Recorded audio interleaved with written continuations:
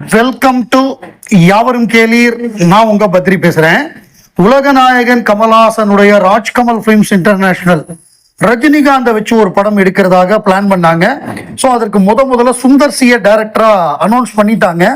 Announce பண்ணதுக்கு அப்புறமாக Sundar C அந்த படத்துல இருந்து விலகி நான் விலகிறேன்ட்டாரு. அதுக்கப்புறம் போயிட்டு மதுரையில தேர்தல் எல்லாம் போட்டியிட்டு தோல்வி அடைந்தார் அப்படிங்கிறதெல்லாம் நமக்கு தெரிஞ்ச விஷயம். ஸோ அவர் வெளியேறினாரு. அதுக்கப்புறம் இவர் வந்தார் சிபி சக்கரவர்த்தி. ஸோ சிபி சக்கரவர்த்தின்னு அனௌன்ஸ் பண்ணி மியூசிக்லாம் போட்டு அதுக்கு ஒரு வீடியோலாம் வெளியிட்டு எல்லாமே பண்ணாங்க. ஸோ அதுக்கப்புறம் பார்த்தா அவரும் கிடையாது, அவரையும் தூக்குறோம், ரஜினிக்கு வந்து அவரை பிடிக்கல, அவர் சொன்ன கதை வந்து செகண்ட் ஹாஃப் நல்லா இல்லைன்னு ரஜினி முடிவு பண்ணிட்டாரு அப்படின்னு சொல்லிட்டு அவரையும் தூக்கி விட்டாங்க. ஸோ இப்போ நேற்றைக்கு வந்து அஸ்வத் மாரிமுத்துடைய பிறந்த நாள். அதாவது இப்போ நம்ம எப்படி புரிஞ்சுக்கணும் அப்படின்னா, ராஜ்கமல் யாராவது ஒருத்தருக்கு வாழ்த்துறாங்கன்னா அவங்க வந்து மேக்சிமம், அதாவது இப்ப இளையராஜா மணிரத்னத்தை விஷ் பண்றாங்கன்னா அது வேற, அவங்கெல்லாம் லெஜெண்ட்ஸ். அதை தவிர கண்டெம்பரரியா இருக்கக்கூடியவர்களுக்கு வாழ்த்து சொல்றாங்கன்னா அவங்க வந்து ராஜ்கமல்ல வேலை பார்க்க போறாங்க அப்படிங்கிறத நம்ம இன்டைரக்டா புரிஞ்சுக்கலாம் அபிஷியலா அனௌன்ஸ்மெண்ட்டுக்கு முன்னாடி. ஸோ இப்போ இவருக்கு வந்து பயங்கர பாட்டெல்லாம் போட்டு செம்மையா இது பண்ணி விஷ் பண்ணாங்க. இதுக்கு முன்னாடி ஒரு பேச்சு அடிபட்டது என்னன்னா, ரஜினி வந்து இவரோட கதையை கேட்டாரு, அவருக்கு ரொம்ப பிடிச்சி போச்சு. அப்புறம் இவரும் பேட்டி சொன்னாரு, அஸ்வத் மாரிமுத்து ஒரு பேட்டியில் என்ன சொன்னாருன்னா, நான் ஒரு கதை சொன்னேன் ரஜினி சாருக்கு, அது ஒண்ணு ரஜினி சார் பண்ணலாம், அப்படி இல்லைன்னா அதை கமல் சார் தான் பண்ண முடியும், அவங்கள தவிர வேற யாரும் அந்த கதையை பண்ண முடியாது, அந்த மாதிரி ஒரு கதை அப்படின்னு சொன்னாரு. ரஜினிக்கு வந்து என்னன்னா, இந்த கதையை விட மனசு வரல, நம்ம எப்படியாவது இவரோட படம் பண்ணிடணும் அப்படின்னு யோசிச்சிருக்காரு. பட் சிபி சக்கரவர்த்தி சொன்ன கதை வந்து ஃபர்ஸ்ட் ஹாஃப் நல்லா இருக்கு, செகண்ட் ஹாஃப் அவர் எதிர்பார்த்த மாதிரி இல்லைன்ன ஒண்ணு, அஸ்வத் மாரிமுத்தையே கூப்பிடு, அவர்கிட்டே நம்ம படம் பண்ணிடுவோம்னு சொல்லி ஸோ ஏஜிஎஸ்டேருந்து பர்மிஷன்லாம் வாங்கி அஸ்வத் மாரிமுத்தை கூப்பிட்டு இந்த படத்தை வந்து புக் பண்ணியிருக்காங்க. ஸோ இப்போ வந்து ராஜ்கமல் தயாரிக்கக்கூடிய ரஜினிகாந்த் 173, அதாவது அந்த தலைவர் 173ங்கிறாங்க, அந்த படத்தை வந்து அஸ்வத் மாரிமுத்து தான் இயக்க போறாரு அப்படிங்கிறது இப்ப கன்ஃபார்ம் ஆயிருக்கு. ஸோ இதுக்கு நடுவுல வந்து நிறைய அந்த இன்ஸ்டாகிராம்ல விஜய் ஃபேன்ஸ்லாம் ட்ரோல் பண்றாங்க, அந்த வடிவேலு காமெடி எல்லாம் வச்சு ட்ரோல் பண்ணிட்டு இருக்காங்க. அதாவது இவர் வந்து மாத்திக்கிட்டே இருக்காரு ரஜினி டைரக்டரை.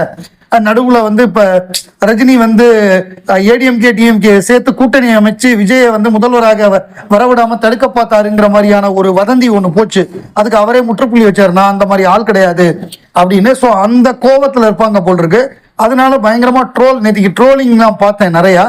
ஸோ ஒரு டைரக்டர் யாருங்கிறத வந்து அவசரப்பட்டு முடிவு எடுக்கணும்னு அவசியம் இல்லை, ரெண்டு பேரும் மாத்தினாலும் பரவாயில்ல, நமக்கு தேவைப்பட வெற்றி, அது வெற்றிகரமா அமைஞ்சதுன்னா போதும். ஜூன் 3 உலகநாயகன் கமல்ஹாசன் ரசிகர்களுக்கு மறக்க முடியாத நாள். 2002 ஜூன் 3.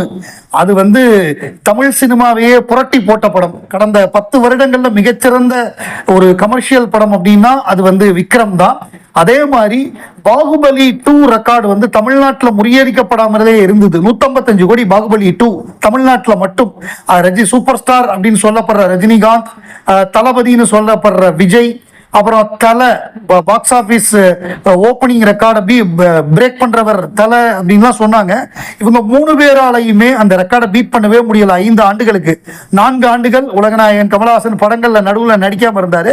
அவர் திருப்பி வந்து 2020 தான் ஷூட்டிங் ஆரம்பிச்சது இந்த விக்ரம் படம். 2022 அந்த படம் வெளிவந்து பாகுபலி ரெக்கார்டை 5 வருடங்களாக பீட் பண்ண முடியாத ஒரு பாகுபலி ரெக்கார்டை தமிழ்நாட்டில் பீட் பண்ணி 185 190 கோடி கலெக்ட் பண்ணி ஒரு மாபெரும் ஒரு இண்டஸ்ட்ரி ஹிட்டை வந்து பதிவு பண்ண படமாக விக்ரம் அமைந்தது. சோ விக்ரம் வந்து உலகநாயகன் கமல்ஹாசனுடைய 1986 விக்ரம், அந்த கமாண்டர் விக்ரம், அவர் ஒரு டீமோட வந்து ஒரு ஆபரேஷன்ல இறங்கும் பொழுது அது ஒரு ஃபெயிலியர் ஆனதுனால எல்லாரும் வேட்டையாடப்படுறாங்க. அதுல தப்பிச்சு ஒரு தலைமறைவா இருக்காரு.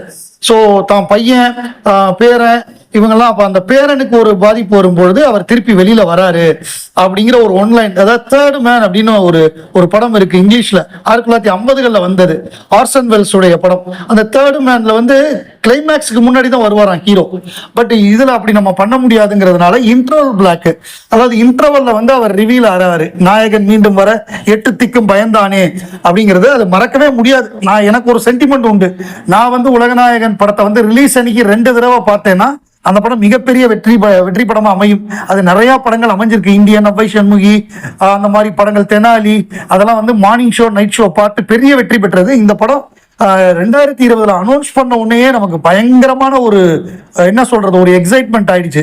அந்த முதல்ல ஆரம்பிக்கலாங்களா அப்படின்னு சொல்லி 2020 நவம்பர் 6ஆம் தேதி சாயங்காலம் அந்த போஸ்டர் வந்தது இல்ல, கமல் சார் பிறந்த நாளைக்காக, அது பார்த்ததுல இருந்து இந்த படம் எப்ப வரும், ஃபர்ஸ்ட் சிங்கிள் பத்தல அந்த மாதிரி ஒவ்வொன்றுக்கும் வெயிட் பண்ணி அந்த படம் வரும்பொழுது 2 ticket morning show night show. Morning show பார்த்துட்டு பயங்கர ஹாப்பி. செகண்ட் ஷோ போனா அது அதை விட சூப்பரா இருந்தது. ஸோ இந்த மாதிரி ஒரு தியேட்டர் மெட்டீரியல், ஒரு ஒரு என்ன சொல்றது, ஒரு ஹீரோ ஒர்ஷிப்புக்கான படம், ஒரு ஒரு ஃபேன் பாய் சம்பவம், சாங்ஸா இருக்கட்டும், பிஜிஎம்மா இருக்கட்டும், எல்லாருடைய நடிப்பா இருக்கட்டும், டயலாக்ஸா இருக்கட்டும், ஃபைட் எல்லாம் கேட்கவே வேண்டாம். அந்த மாதிரி வந்து எல்லா ரெக்கார்டு, அதாவது வந்து என்னென்ன வசூல் ரெக்கார்டு இருக்குமோ எல்லா ரெக்கார்டையும் பீட் பண்ணி ராஜ்கமல் வந்து மாபெரும் வெற்றி படம் அமைஞ்ச இந்த படம். So 4 years Lokesh Kanagaraj fan பாய்ங்கிறத ப்ரூவ் பண்ண படம் இது. தமிழ் சினிமாவை பொறுத்தவரைய எந்த ரெக்கார்டா இருந்தாலும் அது வந்து உலகநாயகன் கமலஹாசன் சர்வசாதாரணமா செய்யக்கூடியவர், செய்தவர். இப்ப வந்து கருப்பு படத்துக்கு வந்து 1 lakh ஃபுட்ஃபால்ஸை பத்தி சொல்லிட்டு இருக்காங்க ஒரு பர்டிகுலர் தியேட்டர்ல. ஸோ ஃபுட்ஃபால் அப்படின்னாலே, அதாவது ஃபுட்ஃபால் அப்படின்னா நம்பர் ஆஃப் டிக்கெட் சோல்டு, எத்தனை டிக்கெட் வாங்குறாங்களோ அதை வச்சுதான். ஸோ அந்த ரெக்கார்டு வந்து 1980s பார்த்தோம்னா நம்முடைய அபூர்வ சகோதரர்கள் வச்ச ரெக்கார்டை இதுவரை யாரும் பீட் பண்ணல. ஒரு படம் 2 கோடி டிக்கெட். ஸோ அப்ப 2 கோடி பேர். ஆனா அன்னைக்கு வந்து இப்ப இருக்கிற என்டர்டைன்மெண்ட் கிடையாது. அன்னைக்கு வந்து தியேட்டருக்கு போய் தான் நம்ம படம் பார்க்கணும். ஆனாலும் 2 கோடி டிக்கெட்டுங்கிறது ஒரு மாபெரும் சாதனை. தமிழ்நாட்டில் மட்டும் நான் சொல்றேன், 1989 வெளிவந்த உலகநாயகன் கமலஹாசனுடைய இண்டஸ்ட்ரி ஹிட் அபூர்வ சகோதரர்கள் 2 கோடி டிக்கெட் வித்துச்சு. 90களை பார்த்தோம்னா 96 மே 9ஆம் தேதி இந்தியன் படம் வந்தது. இந்தியன் படத்தை பொறுத்தவரைய இந்தியன் தான் ஓவர்சீஸும் டொமஸ்டிக்கும் சேர்த்து 3.25 கோடி. அது வந்து எல்லாத்தையும் சேர்த்து நான் சொல்றேன், வெளிநாடு இந்தியா ஃபுல்லா சேர்த்து 3.25 கோடி டிக்கெட், 3.7 crore ஃபுட்பால். இந்தியன் எல்லா ரெக்கார்டையும் பீட் பண்ணிச்சு. நமக்கு தெரியும், முதல்ல தமிழ்ல 50 கோடி படம், எல்லா லாங்குவேஜ்லயும் வெற்றி படம், டிக்கெட்டுக்கு அடிச்சுக்கிட்டாங்க. அந்த மாதிரியான ஒரு படமாக இந்த படம் அமைஞ்சதுங்கிறது நம்ம எல்லாருக்குமே தெரியும். அப்புறம் அதே நேரம் 2000s அதுல பார்த்தோம்னா தசாவதாரம் வந்து மிகப்பெரிய ஒரு சாதனை பண்ணுச்சு. 2010ஆம் ஆண்டு அந்த படம் வந்து கிட்டத்தட்ட 1.5 கோடி டிக்கெட், 1.5 கோடி டிக்கெட்டுக்கு மேல வியாபாரமாச்சு, விற்பனையாச்சு.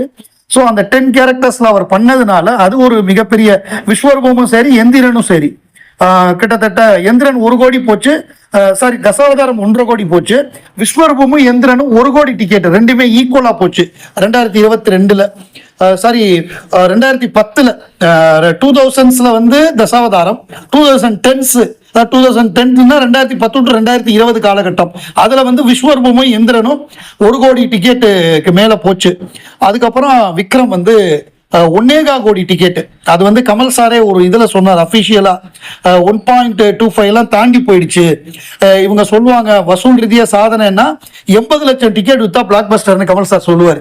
80 லட்சம் ஒரு படத்துக்கு 80 லட்சம் டிக்கெட் வித்துச்சுன்னா அந்த படம் பெரிய பிளாக் பஸ்டரு. பட் என் படத்துக்கு வந்து 1.5 கோடி போயிருக்கு அப்படின்னு சொன்னாரு. ஸோ விக்ரம் அப்படி ஒரு அப்ப எப்ப சொன்னாருன்னா பிக் பாஸ்க்கு சொன்னாரு, 80 லட்சம் டிக்கெட் வித்தாலே மாபெரும் சாதனை. ஆனா ஒவ்வொரு சாட்டர்டே சண்டே 3 கோடி பேர் பாக்குறாங்க என்னுடைய பிக் பாஸ் அப்படிங்கும் பொழுது இந்த விஷயத்த சொன்னாரு.